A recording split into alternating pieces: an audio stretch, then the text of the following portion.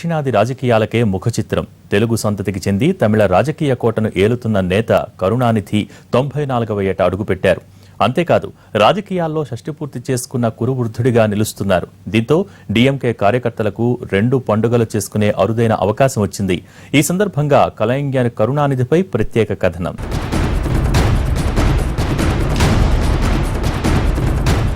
కవి, రచయిత, అన్నింటికన్నా మించి తమిళ ప్రజల ఆరాధ్య దైవం కరుణానిధి.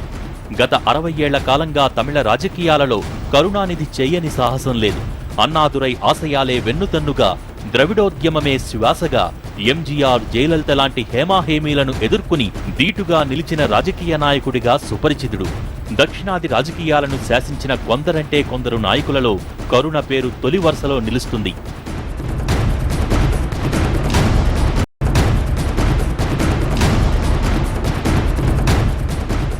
కరుణానిధి తమిళనాడులోని తిరుక్కువలైలో 1923 జూన్ 3వ తేదీ ముత్తువేల్, అంజుగం దంపతులకు జన్మించారు. కరుణ అసలు పేరు దక్షిణామూర్తి. తర్వాతి కాలంలో కరుణానిధిగా పాపులర్ అయ్యారు. సినిమా రైటర్గా కెరీర్ మొదలుపెట్టిన కరుణ తర్వాతి కాలంలో రాజకీయాల వైపు మళ్లారు. అంచెలంచెలుగా ఎదిగి రాష్ట్ర రాజకీయాలను శాసించే స్థాయికి చేరారు. ద్రవిడ ఉద్యమనేత, ద్రవిడ మున్నేట్ర కళగం వ్యవస్థాపకులు శ్రీఎన్ అన్నాదురై దగ్గర రాజకీయ శిష్యరకం చేశారు. 1969లో అన్నాదురై మరణించాక డీఎంకే అధ్యక్షులయ్యారు. ఆసక్తికరమైన తమిళనాడు రాజకీయాలలో కరుణానిధి లేని ఘట్టాన్ని ఊహించలేం. ఒక్కోసారి పార్టీ పరంగా విజయం దోబూచులాడినా వ్యక్తిగతంగా 12 సార్లు ఎమ్మెల్యేగా గెలిచి ఓటమి ఎరుగని వీరుడిగా చరిత్రకెక్కారు కరుణానిధి.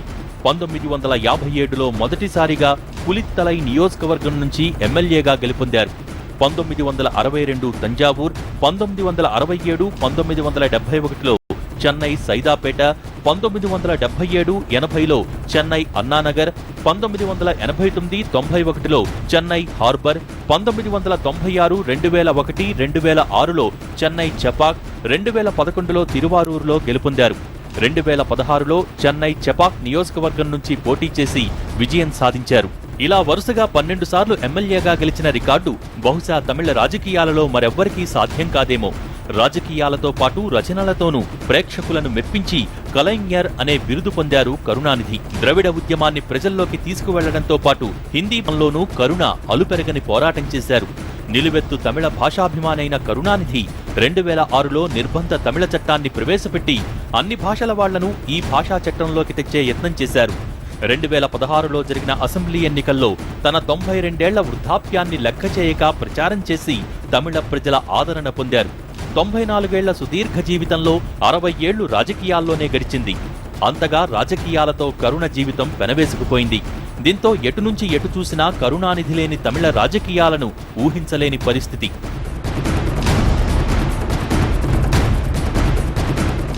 ఎమ్మెల్యేగానే కాదు, తమిళనాడు సీఎంగానూ 5 సార్లు పీఠమెక్కిన రికార్డు కూడా కరుణ పేరిటే ఉంది. 3, 4, 10, 12, 16వ ముఖ్యమంత్రిగా పనిచేసి తమిళ ప్రజల ఆదరణ పొందారు. రాజకీయ జీవితమే కాదు, కరుణ వ్యక్తిగత జీవితంలోనూ ఎన్నో మలుపులు ఉన్నాయి. మొదట పద్మ, తర్వాత దయాళు అమ్మాళ్ను పెళ్లాడారు. ప్రస్తుతం రాజాతి అమ్మాళ్తో జీవిస్తున్నారు. కరుణ మొదటి భార్య పద్మావతి యుక్త వయస్సులోనే కన్నుమూశారు. ముత్తు, అళగిరి, స్టాలిన్ తమిళరసు కుమారులు కాగా సెల్వి, కనిమొళి కుమార్తెలు. పెద్ద భార్య పద్మావతికి పుట్టిన ఎంకే ముత్తు చిన్న వయస్సులోనే మరణించగా అళగిరి, స్టాలిన్, సెల్వి, తమిళరసు, దయాళు అమ్మాలకు జన్మించారు. ప్రస్తుతం ఇటు దేశ రాజకీయాలలో అటు తమిళ రాజకీయాలలో చురుగ్గా ఉన్న కనిమొళి, రాజాతి అమ్మాళ్లకు జన్మించారు. కరుణ వయసు మీరుతూ ఉండడంతో కరుణ రాజకీయ వారసులు ఎవరనే విషయంలో పోటీ ఏర్పడింది. అళగిరి, స్టాలిన్ మధ్య తీవ్ర సంఘర్షణ చెలరేగింది. కరుణ మాత్రం స్టాలిన్ వైపే నిలిచి అళగిరిని పార్టీ నుంచి బహిష్కరించారు. తనకు సరైన వారసుడు స్టాలినేనని ఎన్నోసార్లు ప్రకటించడంతో పాటు పార్టీ కార్యనిర్వాహక అధ్యక్షునిగా నియమించారు.